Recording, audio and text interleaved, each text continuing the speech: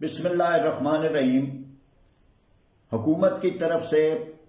کابینہ کے ایک فیصلے کے تحت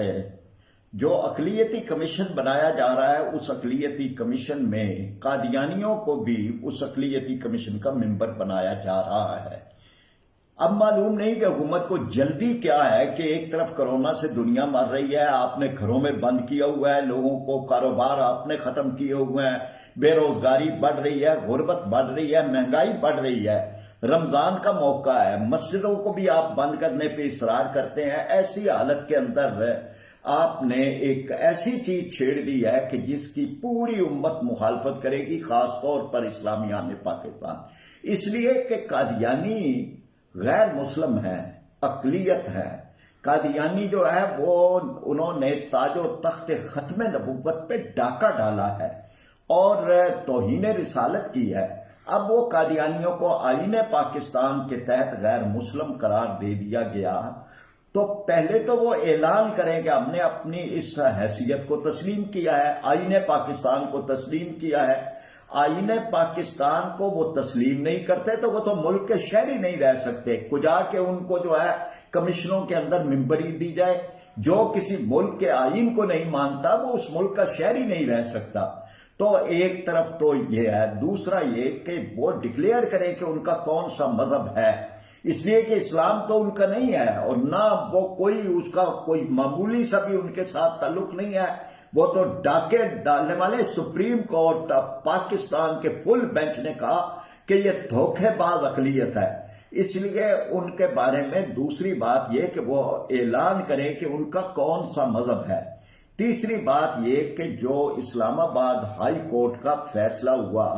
اللہ وسایا کیس ہے اور جسٹس شوکت عزیز صدیقی نے کیا، اس کے اوپر پورے طور پر عمل درآمد کریں۔ چوتھی بات یہ کہ جو امتناع قادیانیت ایکٹ ہے اور جس کے مطابق 298 بی اور سی کے تحت یہ اپنے جھوٹے مذہب کو اسلام کا نام نہیں دے سکتے، کوئی اسلامی اصطلاح استعمال نہیں کر سکتے، یہ اعلان کریں کہ ہم اس کو تسلیم کرتے ہیں۔ اور یہ کوئی چیز جیسے اب انہوں نے نعوذ باللہ کہیں امیر المومنین کہتے ہیں، کہیں ام المومنین امہات المومنین کہتے ہیں، کہیں صحابہ کہتے ہیں، کہیں یعنی اس مرزا اس جھوٹے نبی کے ساتھ تعلق کی وجہ سے کسی کو ام المومنین نعوذ باللہ، اور تو یہ وہ ساری چیزیں ہیں کہ جس کے بعد اگر ان کو اس حیثیت پہ شامل کر لیا گیا تو یہ مطالبے اٹھائیں گے کہ ہمیں یہ بات کہنے کی اجازت دی جائے، یہ ہمارے حقوق ہے، ان حقوق کے مطابق ہمیں نعوذ باللہ۔ یہ بات بھی کرتے ہیں کہ جی مرزا غلام احمد نعوذ باللہ یہ اصل میں محمد ہے، تو گویا کہ ہم ان کو اس بات کا بھی ایک کھلی چھٹی دے دیں گے کہ یہ پھر دنیا کے سامنے جائیں کہ جی ہمارے حقوق متاثر ہو رہے ہیں، ہمیں یہ کہنے کی اجازت نہیں مل رہی۔ پھر اس کے طرح یہ اپنے اس جھوٹے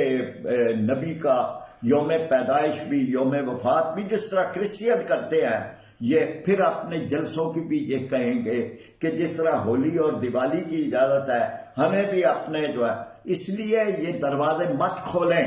عمران خان صاحب آپ نے پہلے بھی کئی رعایتیں دی ہیں ان کو، یہ دروازہ مت کھولیں۔ اور اسلامی نظریاتی کونسل ہے، پھر کمیشن بنتے ہیں ایکٹ آف پارلیمنٹ کے تحت ہے، آپ پارلیمنٹ میں تو معاملہ ہی نہیں لائے، یہ کیبنٹ کے فیصلوں کے تحت کمیشن نہیں بنتے اور یہ کسی آرڈر کے تحت بھی نہیں بنتے، یہ ایکٹ آف پارلیمنٹ کے تحت بنتے ہیں۔ پہلے بھی جتنے کمیشن بنے ہیں، تو یہ معاملہ جو ہے اس پہ جلد بازی نہ کریں